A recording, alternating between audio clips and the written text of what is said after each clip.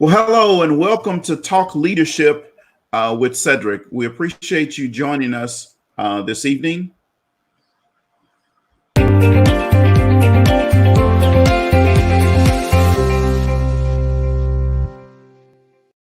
We're going to have a real discussion about the George Floyd situation and the killing of Black people in America. The growing list of unarmed Black men and boys killed because they are perceived to be dangerous has been a trigger for protests in communities around the country. See, the tragic deaths at the hands of police officers and armed citizens are vivid examples of the role that race and perception plays in the experience of Black men and boys in the United States. See, the protests are outward expressions of grief and rage at a broader array of injustices Black males face, as the stereotypes linking them to danger, criminality, which creates obstacles in education,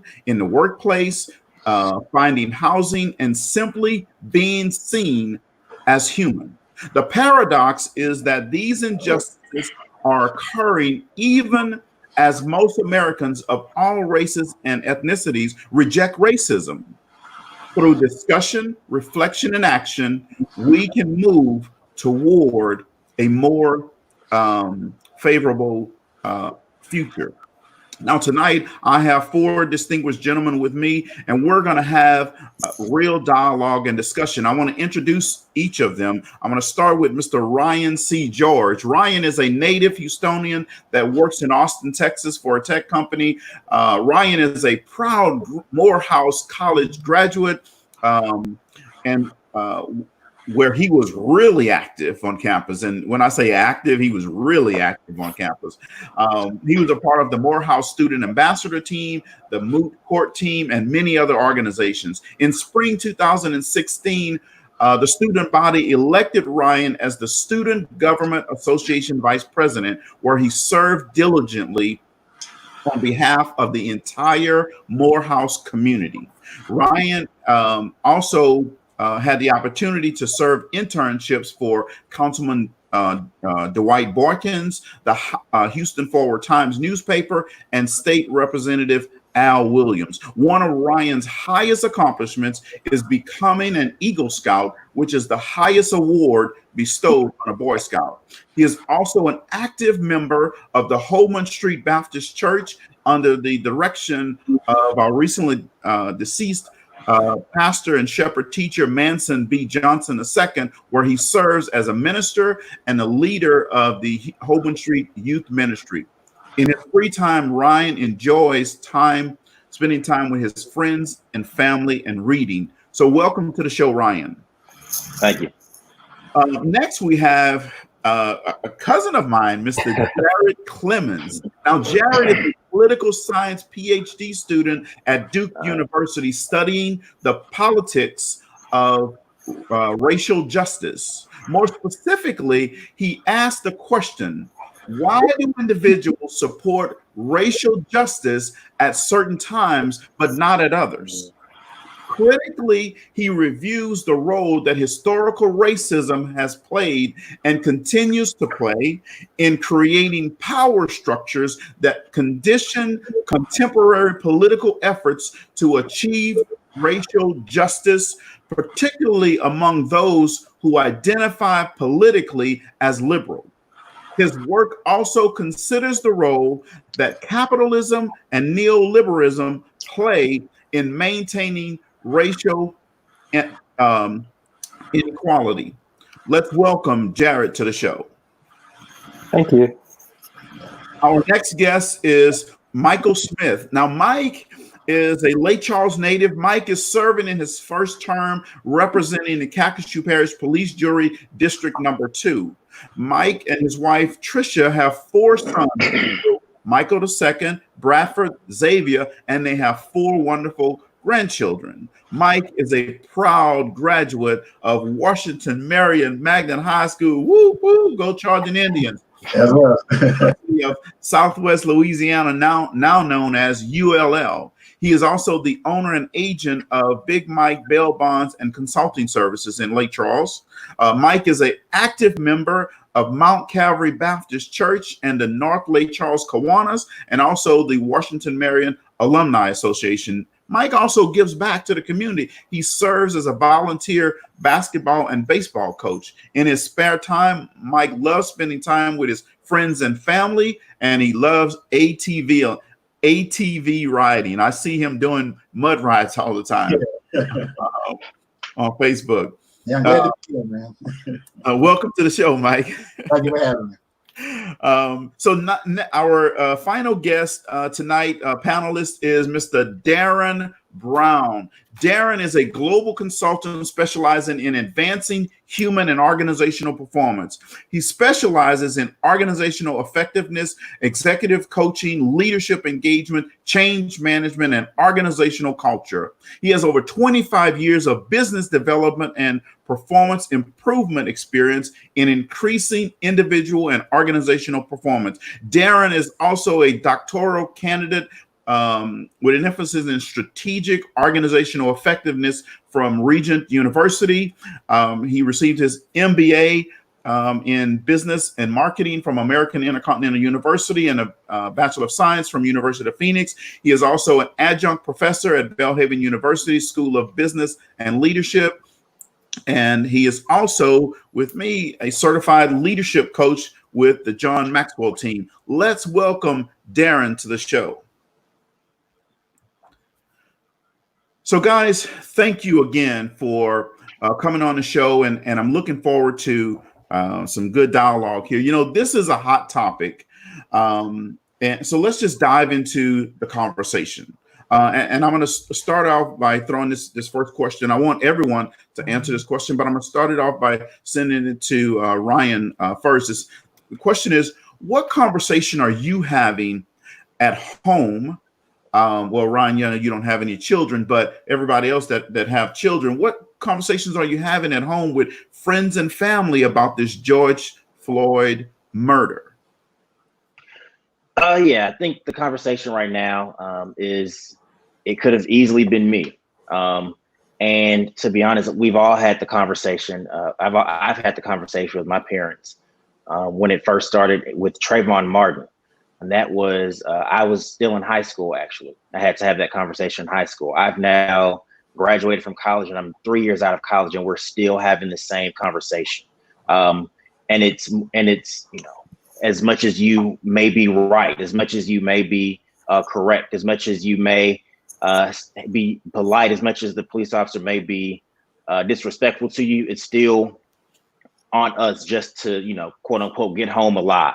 And so it plays into this notion of having to police what we say and not be able to have the same justices as other people. So I think it's that conversation of fairness, of we still are not where we are supposed to be in terms of equality. And the conversation right now that I've been having with my parents is, you know, it could have easily been me. So I think it's just a struggle right now, and be having to continue having this conversation over and over again. Yeah, absolutely. Jared? Yeah, so I don't want to belabor the point. I think I share pretty much the similar sentiments as Ryan. And as someone who, so most of my research is understanding kind of the origins of racism, not just in America, but just globally as well. And so many of the conversations I have with my family and my friends are usually just trying to offer some, a theoretical or at least an academic grounding of kind of the origins of what we're seeing now. And so I think it's important to understand that that racism is something that has been around for a long time. And so while it may seem as though some of the issues that we're facing are kind of unique to kind of our contemporary era, these are issues that are very deep-seated. And so most of the conversations I've had have just been trying to help people understand kind of how we got to this point and then hopefully what we can do to get out of it. Absolutely. Mike? Okay. I have 3 older sons, and they pretty much watched it and watched it unfold on television. So they kind of understand. But my big concern, I have a 12-year-old at home, and you know, a young black young man, and I have a hard time trying to explain to him what's going on, because you know, this is some of the world that we do live in, and it's kind of strange for him to actually watch this on a video to see this actually going on. You know, because you always, you know, teach, you know, young kids, you know, older kids, whatever, that, you know, all the policemen are there to protect and serve. You do have a lot of good police out there. Sometimes you may have some bad. And he had a hard time trying to understand that, because that's one of the things he wanted to be, as a actual policeman. So he see this unfolding in front of him, and it's kind of hard to explain to a 12-year-old, this is how it is sometimes. So I want to make sure all my kids do, you know, come back home. That's the biggest concern. Sure. Right. Yeah, absolutely. And Darren? Wow. So this is a tough conversation for me as well, because, you know, just as all of us, you know, we've all had our personal experiences, you know, with law enforcement, you know, just pulling us over, and how we panic, you know, today, no matter what we're doing when law enforcement gets behind us. So one of the conversations that I'm having, you know, my kids are, you know, are older, but they're still my kids, right? So I have a 27-year-old son. My other two daughters are a little bit older. But I'm constantly having conversations with my 27-year-old son, because you know what these young men do. You know how they live. They like to have fun. They like to run around in bunches.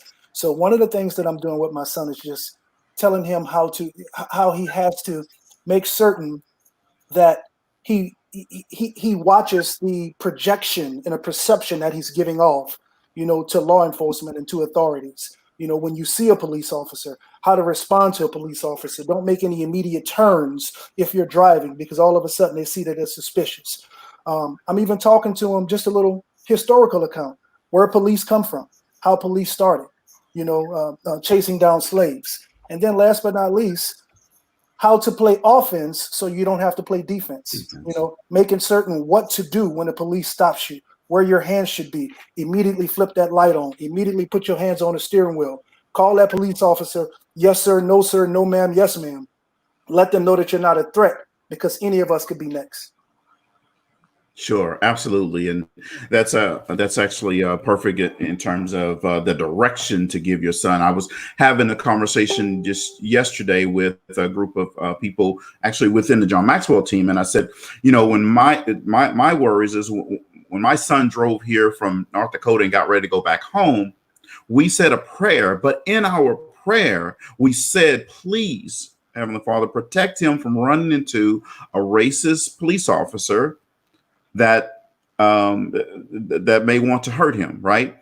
And I said to them, you see, you don't have to add that in your prayer, where we have to add that type of language or comment in your prayer request to God. We always want to be protected, but so it's just a different level of conversation. So how does it make you feel, or how does it feel to have people make assumptions that you are dangerous or that you're a criminal just because of the color of your skin?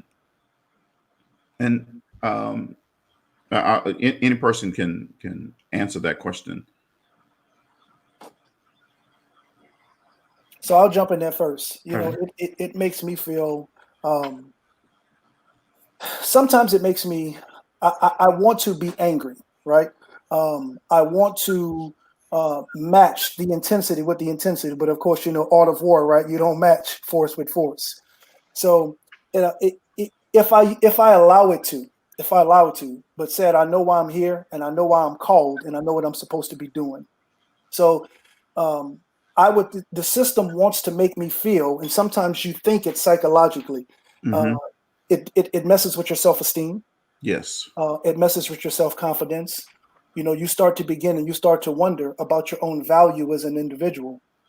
And then, you know, you get back to remembering again why you're here, what you're doing, the impact that you're making, you know, in your family, and the impact that you're making in this world, and what you're called to do. And all of a sudden that re-inspires you, that re-motivates you, that reinvigorates you to get out and do what you need to do. But honestly, if I'm here to tell the truth, it will chip away at your self-esteem if you're not mindful of who you are and what you've been called to do. Sure. Yeah. Yeah. Well, sometimes it's kind of, you know, making, you know, it's kind of funny sometimes, you know, like, you know, the whole talking about, you know, going into the elevator and, you know, somebody just start holding their purse pretty tight. Yeah. You come in there, I kind of look at it as, to me, as being funny. But somebody may take it to being an offense because they don't know how to handle it. But I've been around over 50 years old, so I know exactly what's going to happen and how it's going to happen and when it's going to happen. So I can tell you that. So I just take it in stride and just say, hey, some people just never change. Okay, all right. So let me ask you this, and Jared, I want you to start with this answer. So, what role does government, whether it's the local governments, the state government, federal, what role does government play in these conversations? In these conversations, you mean the conversations just around policing strategy or Yes. policy? Yeah, around policing strategy. Yeah. Yeah. So Darren kind of hit on it earlier when he mentioned that historically, police were in the South, particularly, were used to capture runaway slaves, largely, but mainly during Reconstruction and later. And so we have to understand that policing in America was never meant to be. Policing in America was primarily set up to preserve property white men. That was those were the primary concerns of that were the primary aims of the institution of policing. And so I think what we're seeing now is we have an institution that in a lot of ways is not only outdated, but it's just inherently racist. And so how do you then work with a system that was structured and it was created to do the very things that we're asking it not to do, which is to be antagonistic towards Black people? And so that's a hard question. And so there are some academics who have devoted their whole career to understanding exactly kind of some policies that we could adopt that could get us out of this situation. And so one thing that we've noticed is that, for instance, I lived in New York for a good bit of time, and while I lived in New York, I lived in Bedford-Stuyvesant, which is obviously a predominantly Black neighborhood, a very large immigrant population. And many community leaders in Bed-Stuy repeatedly asked for investments in schools and parks and other types of community resources that people could access to obviously do the things that could help them live a more fulfilling and enriching life.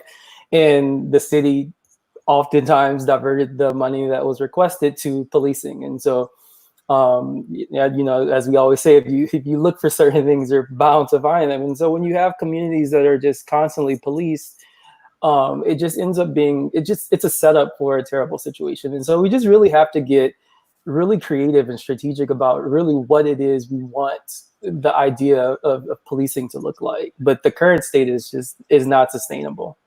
Sure. Yeah, absolutely. Mike, you're a police juror here. Well, I mean, the biggest thing we look at sometimes, getting more, policemen involved with the community, like community policing, come out to the areas to meet the people. You want to know who people are patrolling. So I kind of push for them to do more patrols.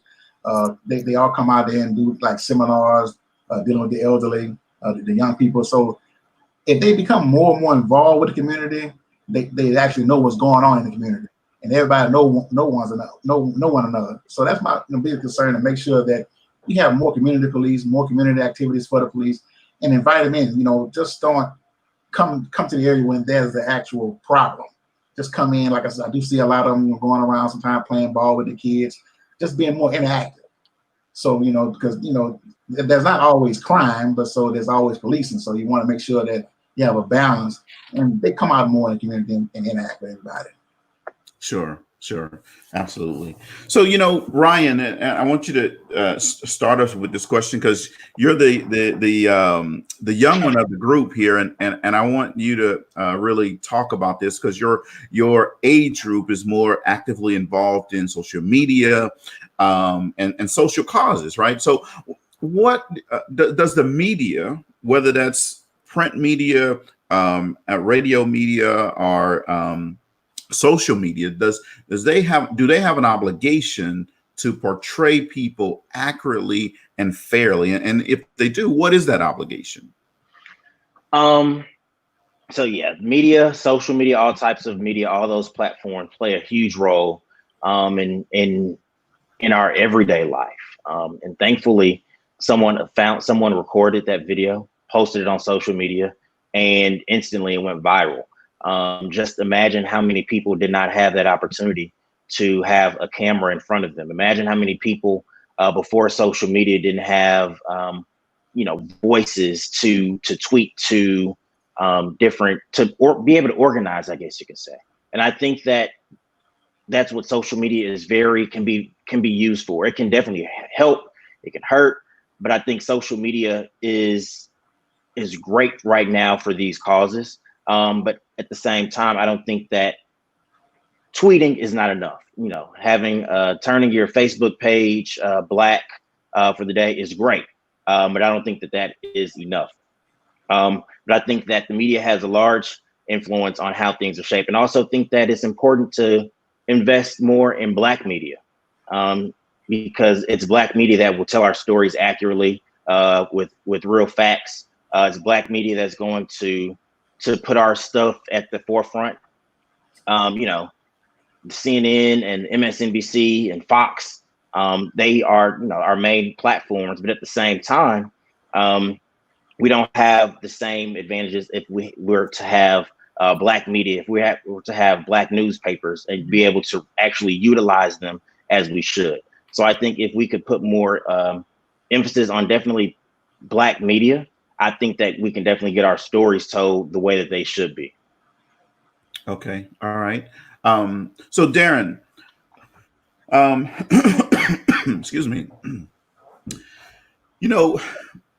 the role of, Ryan talked about the role of what media will play in this, but when we think of the portrayals that we see in media, for example, when we look at the young lady in New York, I believe it was, they were in a park, and she said she was going to call the police on this young man, right? And said, said he was a Black man trying to attack her, right?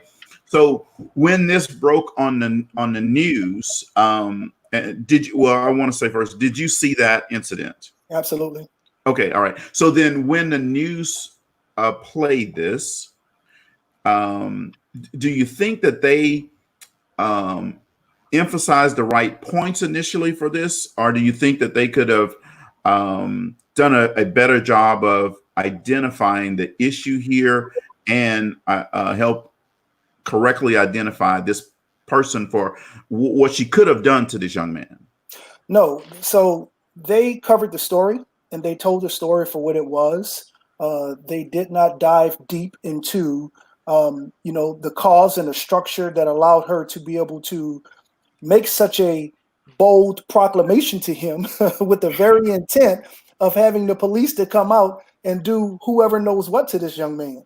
So the media, they failed in, and I don't know if it's their responsibility or not, but I'm going to put it on them anyway, because if they choose to report the story, then we're going to ask them to, take the extra level of responsibility to go deeper and to make certain that you put those types of stories out there, but put it out there with the constructs as to how this behavior is acceptable in America.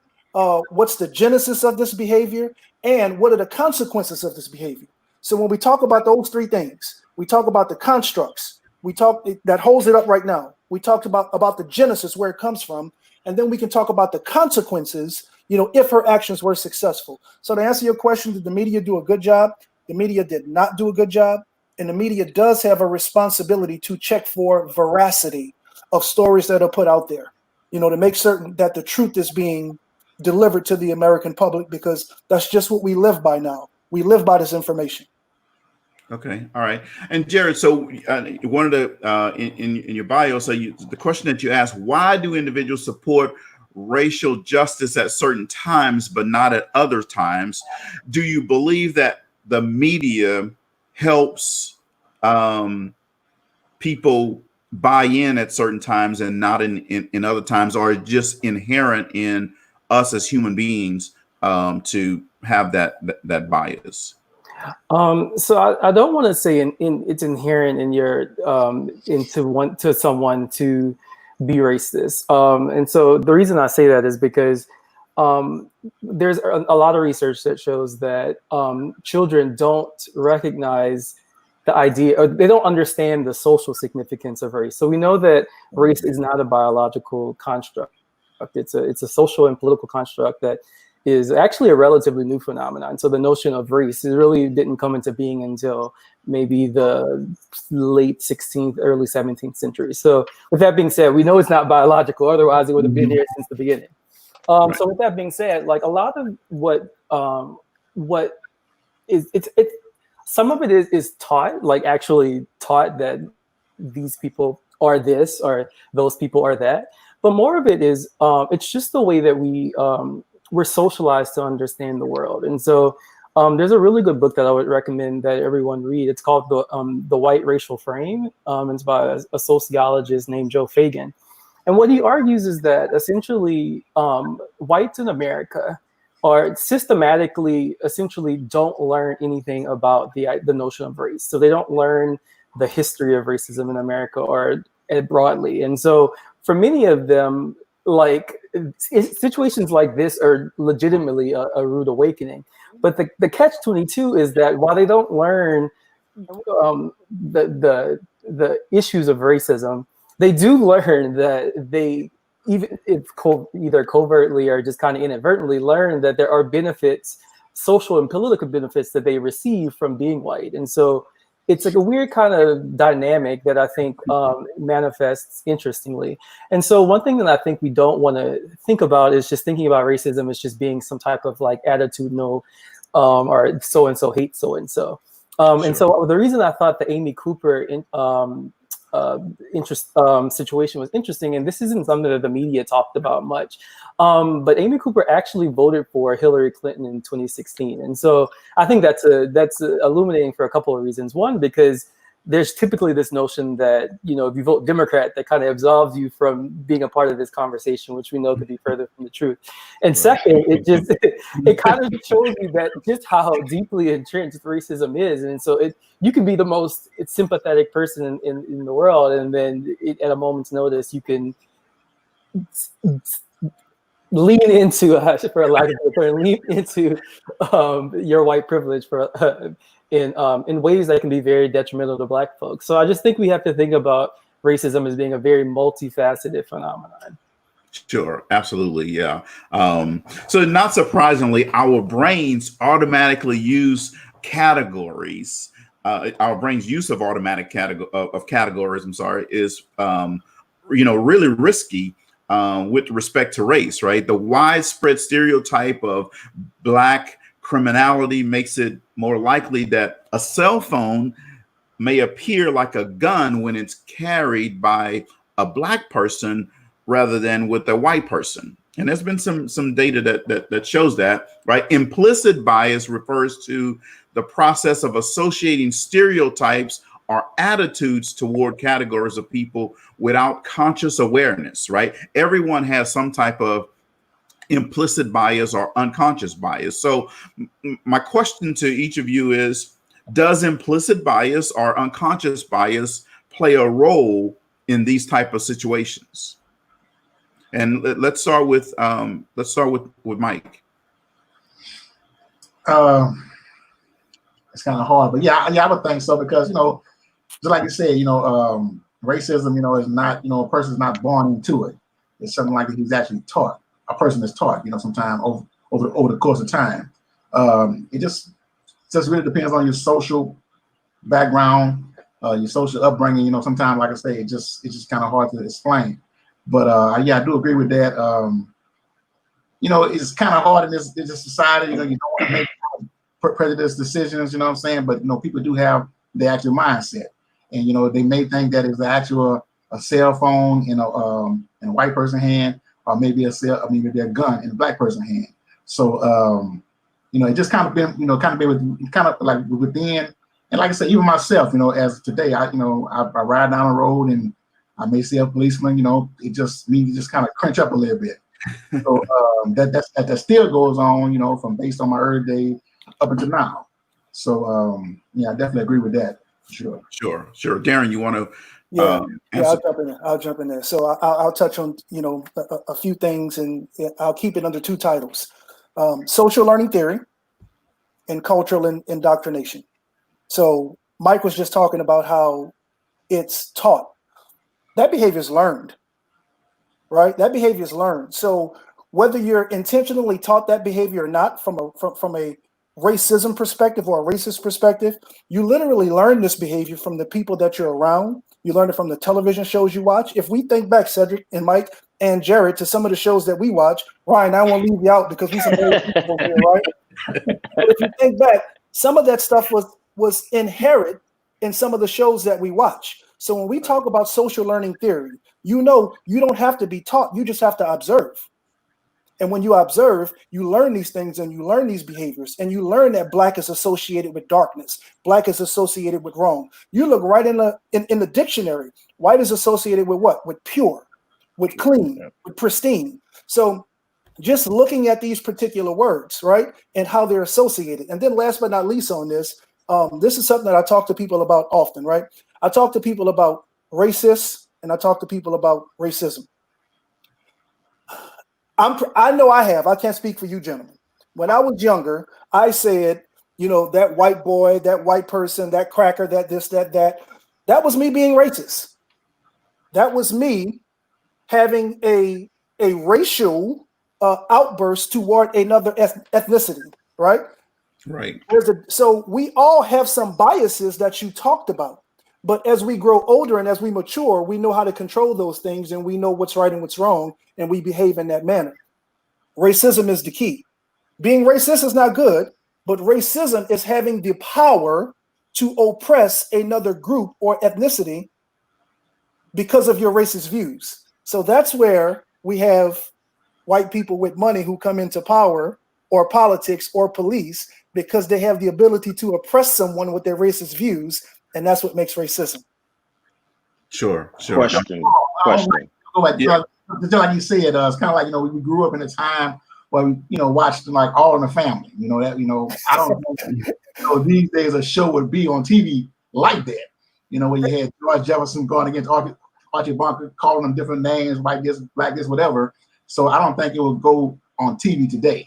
Even with George called Tom on the Jeffersons, right. All type of names, and it was fun television. But we grew up in those implicit biases and that implicit thinking. Mm-hmm. Question: I've wrestled with the argument all the time of, can Black people be racist? I don't want to just have a quick question. Can Black people be racist? I know you talked about a specific race oppressing another race. And a lot of people have argued that as African Americans, we don't have the ability to oppress another group or another race. So remember when you look at the ism and the it, right? So racist is an actual thought process. It is an actual perception. Racist. This is how that person thinks about this particular group, or this is or that ethnicity. Racism is the practice of oppression. So when you look at the two words, they have different meanings, and I'll let some of the other brothers talk because I don't want to, right? So guys, what do you think? Jared? Yeah, so I think this is an interesting question, and I think it's an easy one that people kind of trip up on. So for me, I tend to not try to get, I call it in the weeds. I call it like the searching for racist. It's just kind of like I feel like in trying to, are you racist? Who's racist? Can I be racist? Or is there so and so racist? I feel like it kind of diverts the attention away from the broader conversation, which is the fact that racism is an institutional economic system that over generations has reinforced inequalities.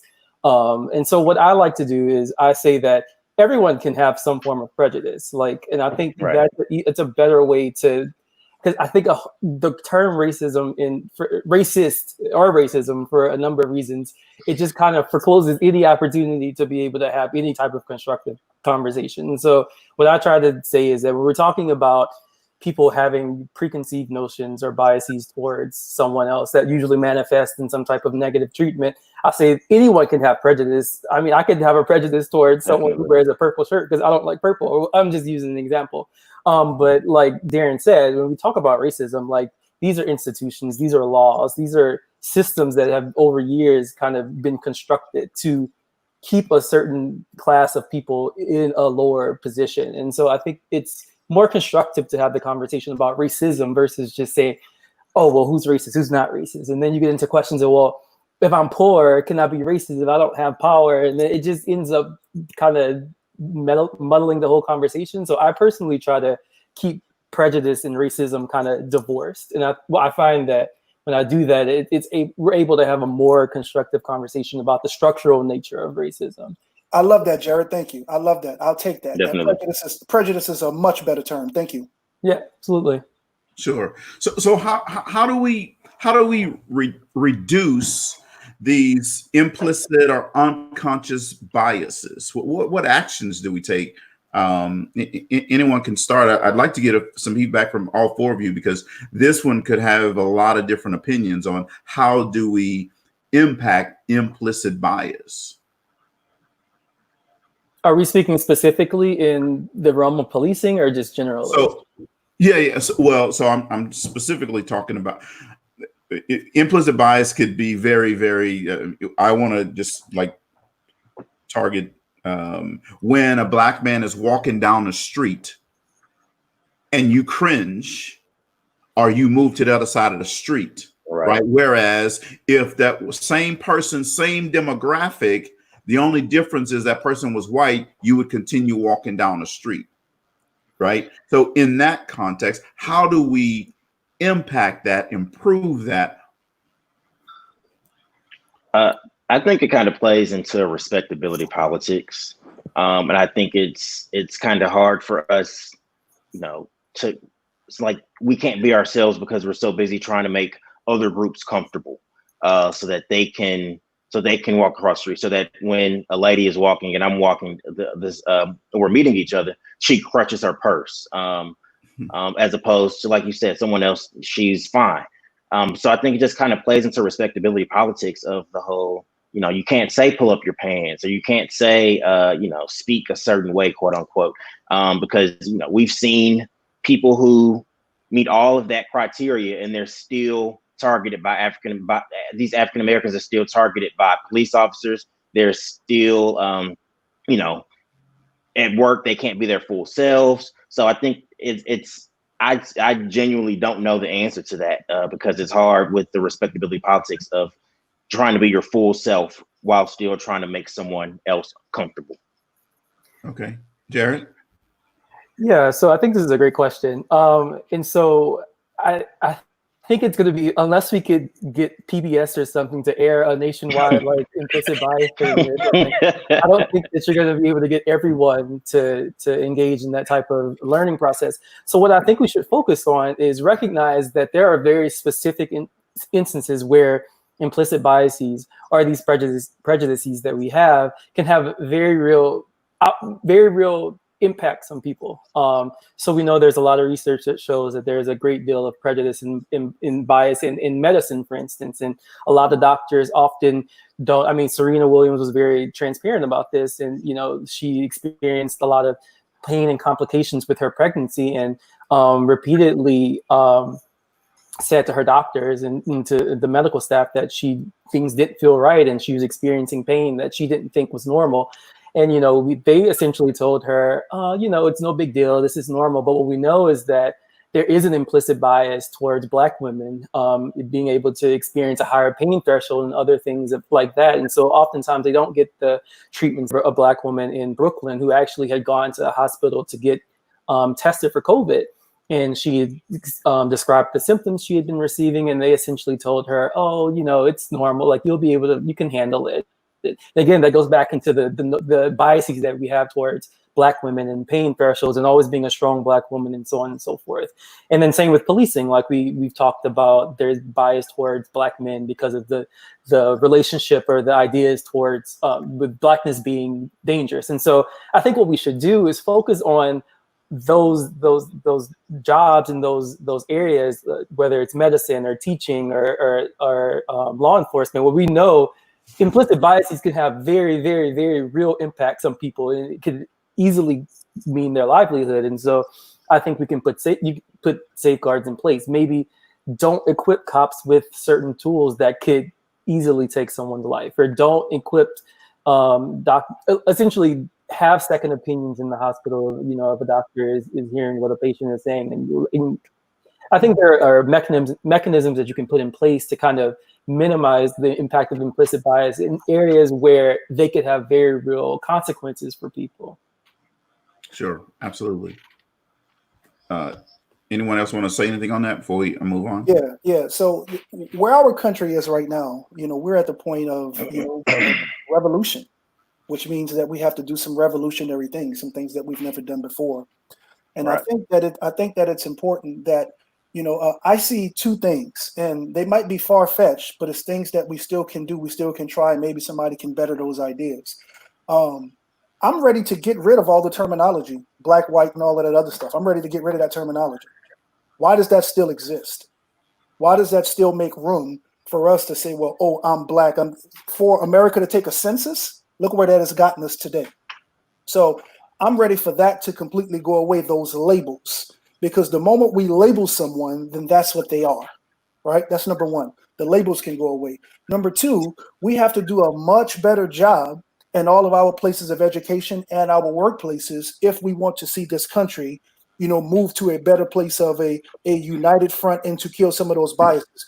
We have to do a better job at diversity training, diversity classes, you know, whether it's in high school. Yeah, kids go to school together, and so they just expect them to learn diversity haphazardly, unintentionally, but without talking about some of the cultural learnings, some of the, you know, cultural implications, some of those things in the workplace, all those things. Because even if you work with someone for a while, or you don't work with someone, but you work in the same building, and all of a sudden, as Ryan said, you walk past someone and they're clenching their purse. You know, you hear them locking their car doors when you walk up. Right. Yeah. So I think that we have to do a better job of, you know, in our schools, in our places of education, you know, talking more about culture and diversity. And again, I'm ready to get rid of the labels. You know, I don't think the labels do us any good outside of, you know, government counters. Okay.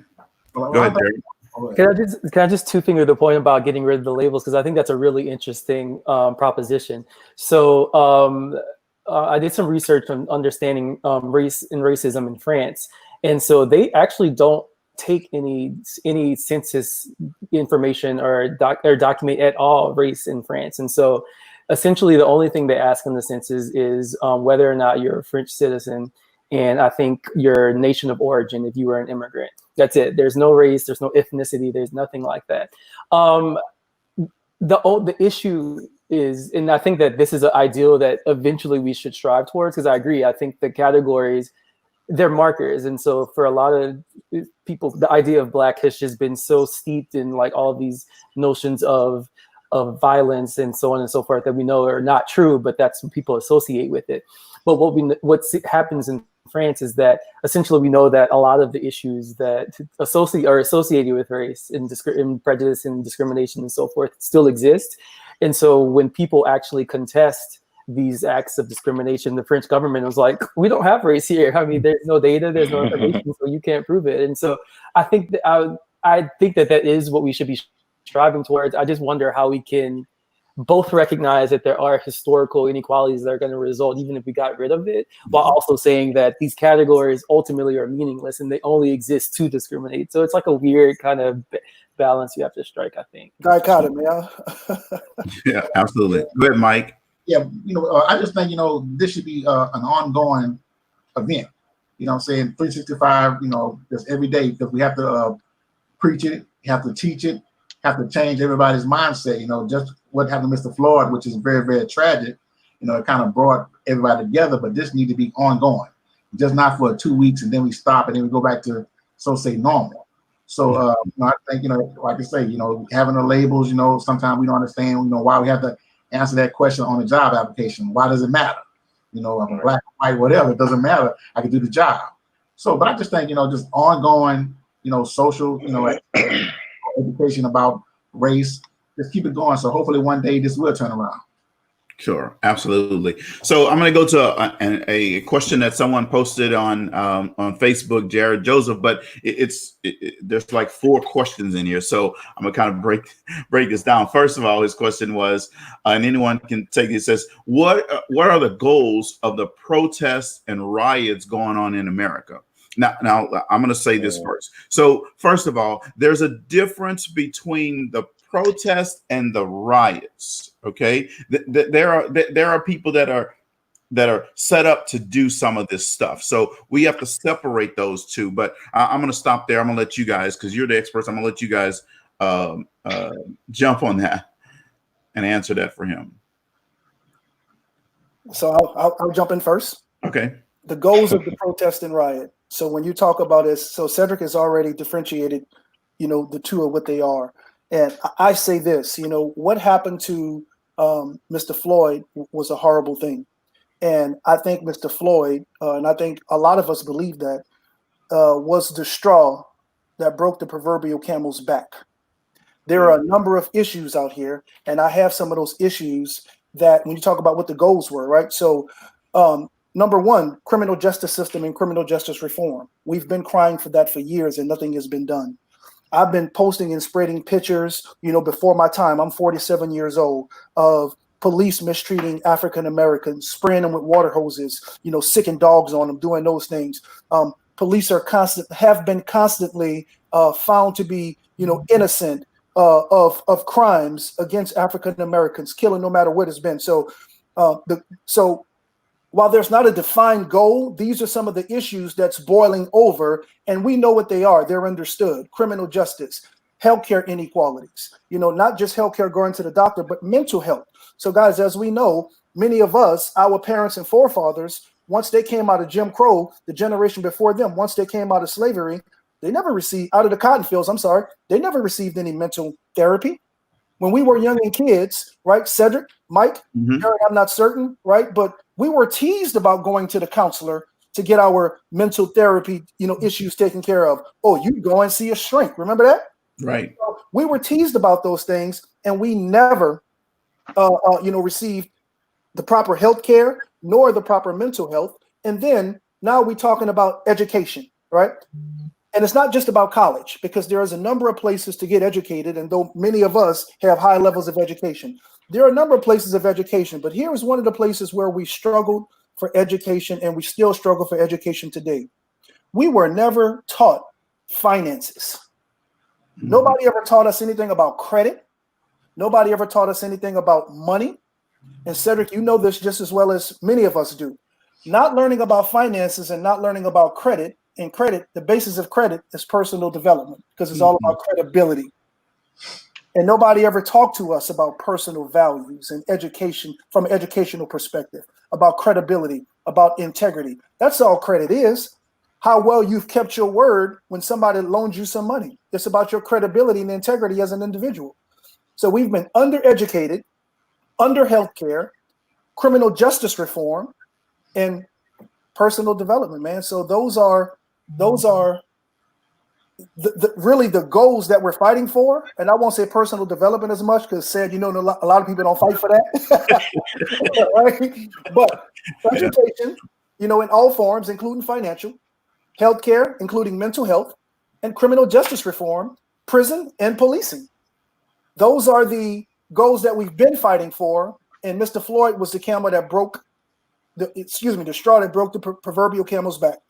Sure. Yeah. And the second part, I think you handled that first question. The second part of the question was, when and how will we know when we've made progress, and what do we do? And what do we want progress to look like? And well, I just think it's going to be, ongoing. It's going to be a never-ending cycle. It's going to keep on going until people be satisfied amongst themselves. Because it's kind of hard to, to satisfy everybody, so because we all have one goal, but it's just very hard to satisfy everybody. So, like with education, talking about different things, opening up the negotiations and opening, like I say, it did break the camel's back because we all was in this pandemic and everything just bottled up, and you figure you're living in one of the best countries in the world, and this could happen right here. So a lot of people kind of lost faith, and like I say, that just pushed everybody over the edge. Sure. Jared, were you going to say something with that? Yeah, I was just going to say, so I tend to suggest that people, I know this is hard, but not to think about the world as in terms of progress, because I think when we think of the term progress, we think of a linear trajectory, and the world does not operate like that. So there's a really good book by Carol Anderson called White Rage, and what she essentially talks about is that historically, that anytime there's been some types of gains made by whether it's been through the civil rights movement or with the Civil War and the beginning of Reconstruction, they've been confronted with very intense state pushback. And so a lot of times, I know we hate to say it, it's one of the, one step forward, two steps back type situation. And so rather than thinking about things in terms of progress, I think we should ask ourselves, what are the things that we want to see? Like if we could envision, wave a magic wand and structure the world that we would want to see, like I think having a higher goal or overarching goal that we can describe, I think we can then actually think about like tactically, okay, what would that entail? Okay, we want to see this. Okay, that means we need to do this, and that. But I think if we just focus strictly on progress without actually kind of delineating the world we want to envision, then I think it makes it harder.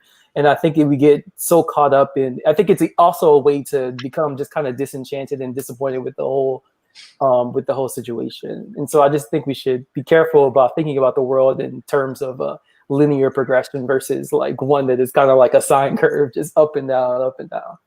Sure, absolutely. So Ryan, this question is for you. Ryan is I believe that Ryan is going to be one of those leaders, not only in the city of Houston, not only in the state of Texas, but on a national level. He just has that type of talent. So Ryan, for you, what do you want to see? Jared just said, hey, we probably should think about what it is we want to see. What do you want to see for the future? Right. I think I would like to see politicians passing the torch to a new generation.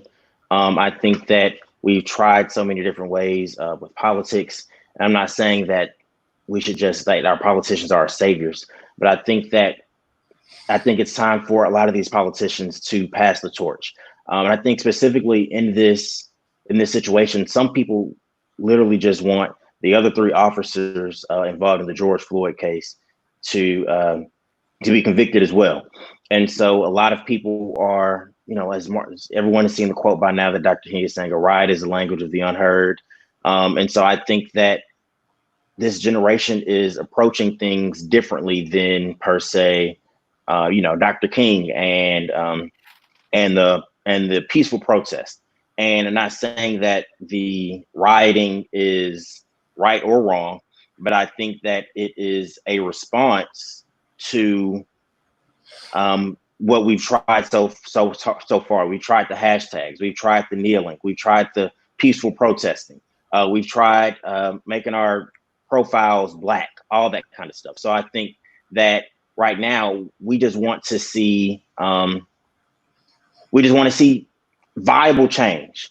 And I think it won't just come overnight, of course, but I think gradually, as I think if generations start trying to get each other, and I think if we start listening to one another, then I think that we can slowly achieve this common goal of change that we're seeking. And so I think that is something that we're looking for. We just want to be heard. We just want to have peace. So I think those are just some of the things that we're looking for. And of course, everything that Mr. Brown said earlier in that answer, those are some of the main topics that young people are really fighting for in their protests and their riots on social media. These are the main things that we are fighting for. And it seems like, we have not achieved it yet. So I think that we have a rising generation of leaders who are on fire willing and wanting to make change, with the integrity, with the right intent, with people in mind, that put morals over money.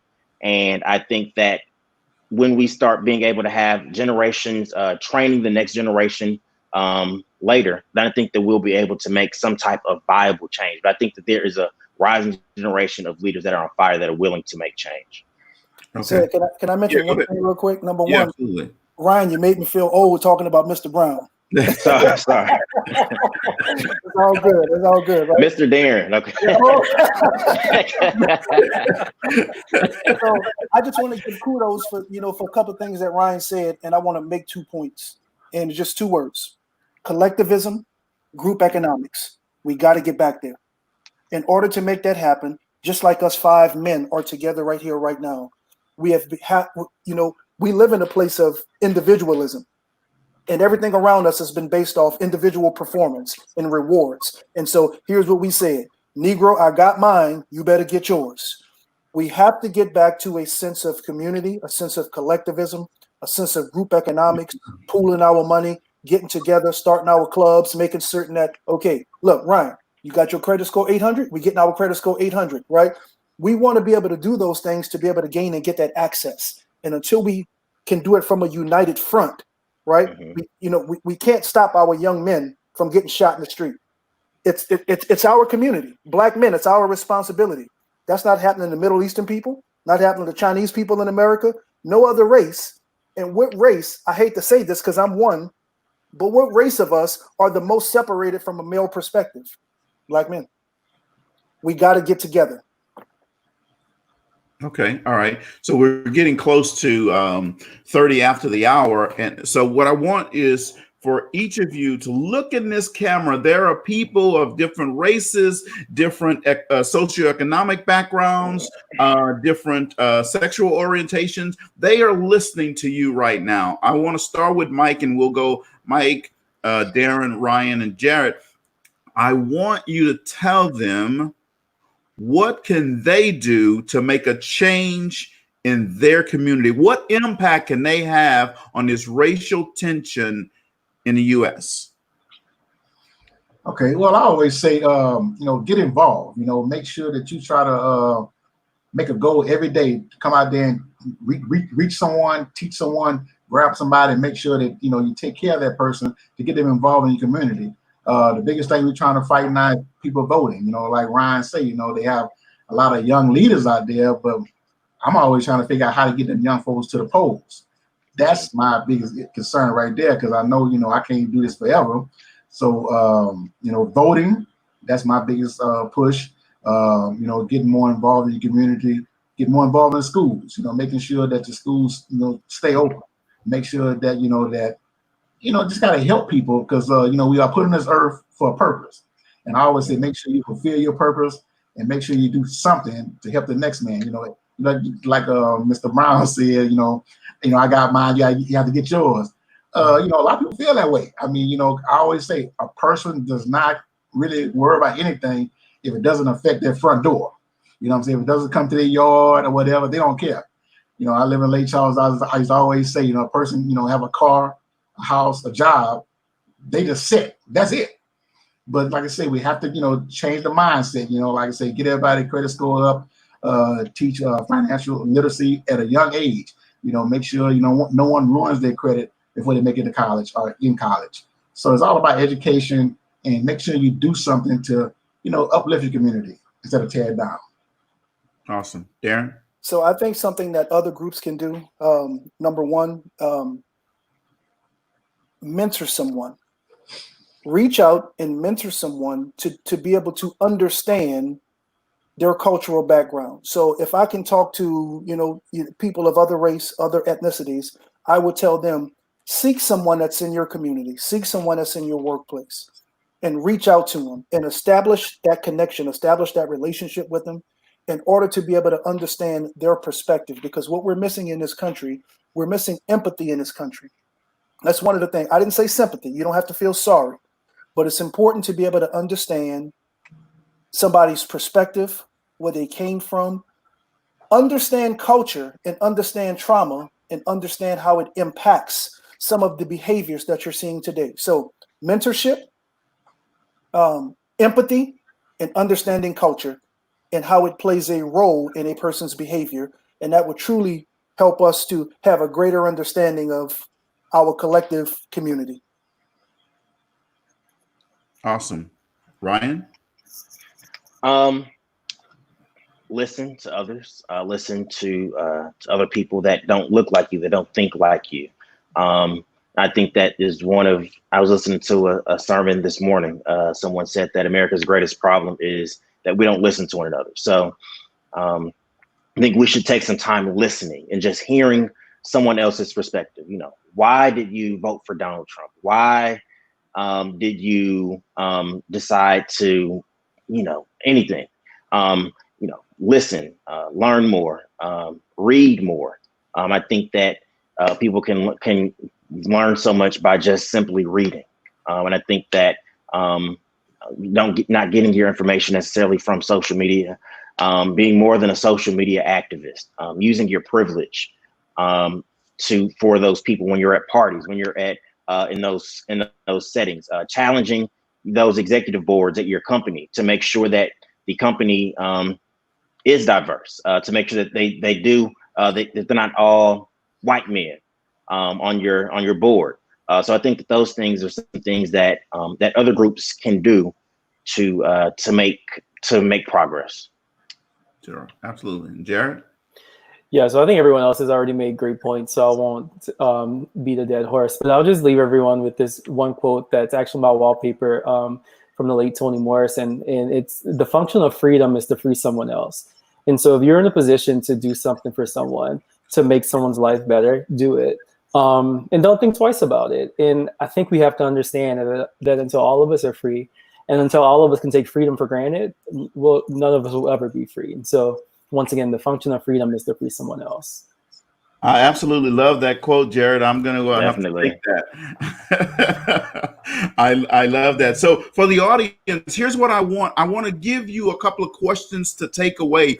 We had 4 outstanding young men, Black young men right here. And I want you to know all 4 of them have at least a bachelor's degree from college. 2 of them are doctoral candidates right now. And so I want you to understand, when you see a Black man, you don't have to be afraid. Not everybody is trying to hurt you. And I know I'm talking in general, not to everybody out there. But here's one question I want you to take. What do you have direct control over that needs to change in order to address any form of discrimination, implicit, unconscious bias, racial anxiety, or even racial threat?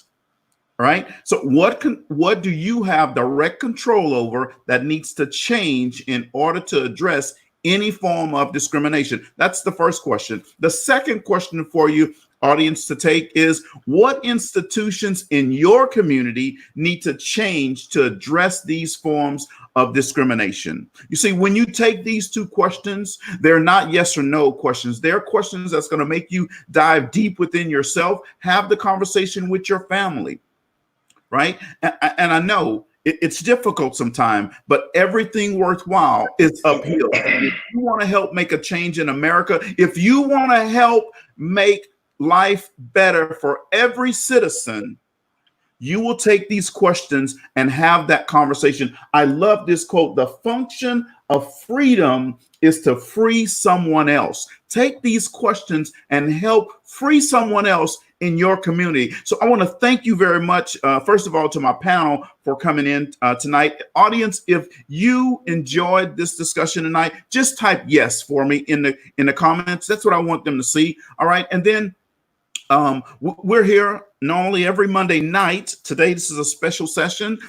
Thank you for joining in to Talk Leadership with Cedrick. You know, everybody needs a little TLC in their life. So thank you again. And I hope that you will join us again next Monday. And that is it for tonight, folks.